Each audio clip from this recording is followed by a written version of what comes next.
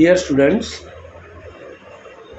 now we will learn process performance analysis and the principle of Little's law. I am referring to a process performance matrix chart given in Jacobs. The page numbers are 273 to 275. The author has explained all the concepts nicely, so I suggest you to go through those pages so that you understand them properly. Let us quickly understand these different process performance parameters, and later we will understand how to calculate them using an example. When we start from the top left, the batch size, for example, you want to produce 1000 units in a batch, that is a batch size, and the time each unit takes. Together, when you multiply them, you will get the total run time for the batch. When you add the setup time to this run time, you will get the operation time for the batch. If the process has buffers in between where WIP is stored, the work in process is stored, then there will be additional queue time where the units will be waiting for their turn to get processed in the buffers. Such queue time, when you add to the operation time, you will get the total flow time. When you divide the operation time divided by the flow time, you will get the process velocity, right? The operation time gives you an idea about the cycle time. On an average, cycle time is average time between between completion of units. So if you stand at the last step of the process and there you use a timer to understand what is the rate at which the finished products are coming out, and you find out the average of that, then it will be the average time between the units completed, and hence it is called as the cycle time. The cycle time, when you do 1 over inverse of that, it gives you the throughput rate, which is nothing but the units per hour, units produced per hour, that is the throughput rate.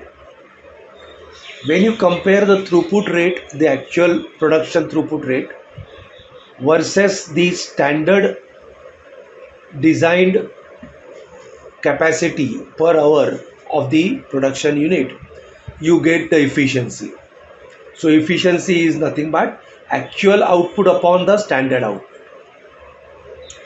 On the other hand, when you compare the throughput rate or the output which you are getting because of the throughput rate, when you divide it by the input, whatever amount you have put inside for this in terms of the raw materials, you will get the productivity. So productivity is nothing but output upon input. When you compare the time available for production vis-a-vis the time used for the production line, then you get the utilization of the production unit or production line. So utilization is time activated upon time available. Why we are calculating all these parameters? Because unless each one of them are properly studied and measures are taken to get them under control, you will be continuously losing money in terms of various losses when you are running a production process. Hence, you need to monitor the production process using all these different process performance parameters. In addition, let us understand Little's law. See, the correct estimation of the inventory value is an important requirement for financial analysis of organization's performance. The total inventory for a manufacturing unit, it consists of the raw material which is currently held in stores, not yet issued for the production, the finished products inventory which is held in warehouse yet to be dispatched to the customers. In addition to this, there is a work in process WIP, which is the inventory held in different sections of the production line. When you add all these three types of inventories, you will get the idea of the total value of the inventory in the manufacturing unit. Raw material and finished products inventory can be calculated easily and accurately from stores and warehouse transactions. So there is no doubt about the validity of that inventory value. Whereas work in process inventory is difficult to estimate as the production runs continuously and at different points the work in process inventory is lying, and hence you need to get a correct estimate, you need to stop the unit and then calculate the inventory, which is not really advisable because you will be wasting the production time, the important production time. So Little law can be used for estimating the work in process inventory. It states that the WIP inventory is equal to the flow time into the throughput rate. We have already seen what is the throughput rate and we have already seen what is the flow time. So when you multiply them, you will get the WIP inventory in terms of units or tons or kgs, whatever the case may be. So let us understand these various calculations using an example. Right. So this is an example in front of us. Again, this is from the Jacobs, but little bit modified. Consider following 4 steps on manufacturing process. So this square denotes the 4 steps of the manufacturing processes, and this inverted triangle represents the buffers. So we have 3 buffers, B1, B2 and B3. Each step takes 30 seconds to process 1 unit of product being manufactured. So all the steps are running at the same speed of 30 seconds per unit. The process has reached steady state of production or operation, and hence all the buffers are full and are receiving and supplying the product as required. Hence there is no setup time will be considered because now it is a continuously running production line. Obviously, the speed at which the steps are running, the same speed at which the buffers will also be discharging. So here in this case, even the buffers are running at 30 seconds per unit. Consider 2 cases. Consider the first shift of 8 hours. So total time available is 8 hours. Consider 2 cases. Take each buffer capacity equal to 1 unit. So 1 unit here, 1 unit here, 1 unit here. In the second case, the buffer capacity is 3 units. 3 units here, 3 units here, 3 units here. What are we supposed to calculate? We are supposed to calculate the cycle time, the flow time, the throughput rate, the process velocity, or throughput ratio, the utilization if the process stopped after running for 6 hours, efficiency if 600 units were found to be produced in these 6 hours of run, productivity if the raw material consumed in 6 hours should have given 610 units, right?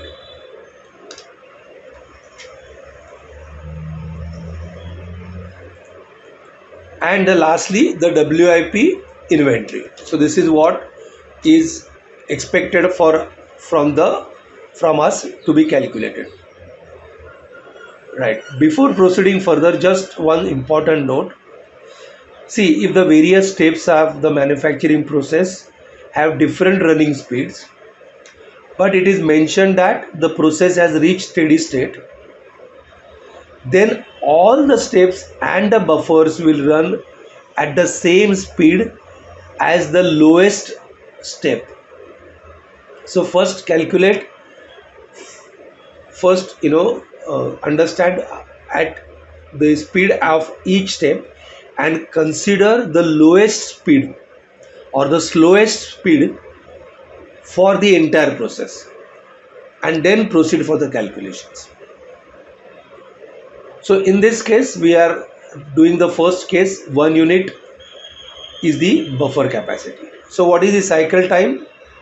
First, it is given that 0.5 minutes per unit is each process running, right? 30 seconds means 0.5 minute, and even the buffers will run at the same speed. So if somebody is standing here after the step 4, he will see on an average the units which are finished units which are coming out will be every 30 seconds 1 unit or 0.5 minutes 1 unit. Hence the cycle time is 0.5 minutes per unit. What is the flow time? Flow time is process time plus waiting time in buffer for every 1 unit which enters the production line at step 1. So flow time is nothing but, suppose right now 1 unit is entering here, how much time it will take throughout the entire process, and it will finally come out as a finished product. So the total time of required for 1 unit to pass through the entire system and become the finished product is called as the flow time. So how to calculate? What is the total process time and what is the total waiting time? So in this case, there are 4 into 0.5 is the total process time, and you have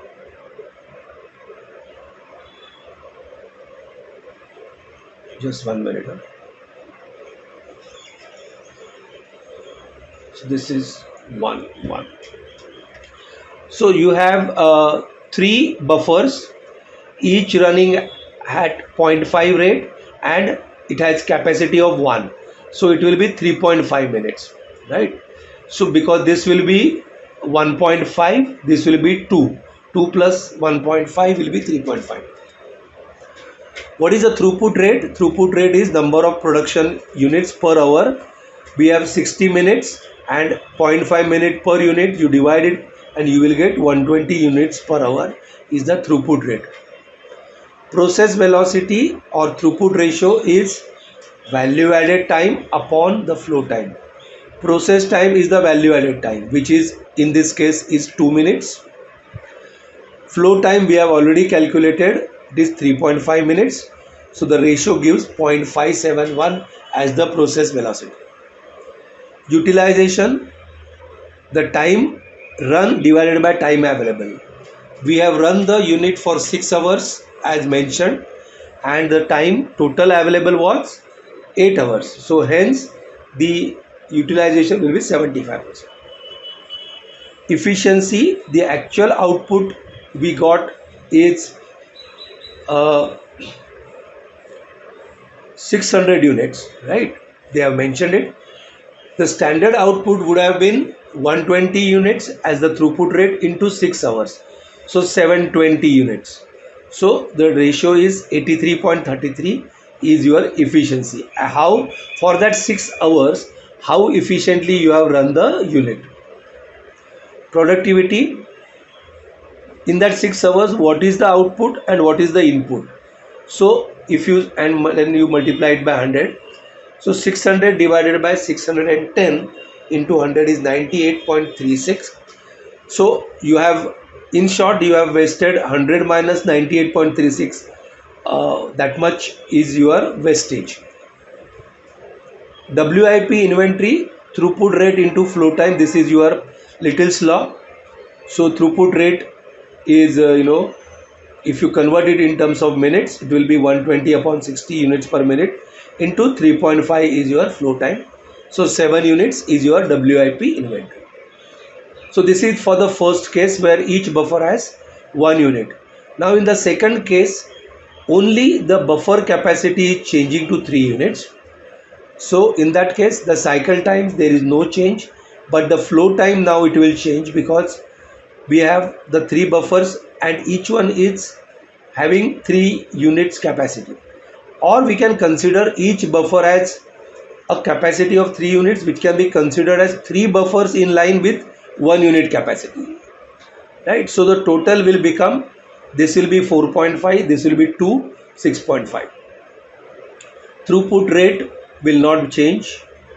Process velocity will change because of this, and you will get, as explained earlier, value added upon flow time, you will get 2 divided by 6.5, 0.308 as your process velocity. Utilization will not change, efficiency will not change, productivity also will not change. The WIP inventory will change because now the flow time is different. It is 6.5 units. So you will have 13 units in your WIP. So what you have noted is that once the more the buffer, the more will be the flow time, right? The flow time will be more. The process velocity will be reduced, as well as your WIP inventory will increase. There is an important variation you can expect in sums, that they may give 2 processes are in parallel. Suppose there are 2 processes each running 1 unit per minute in parallel.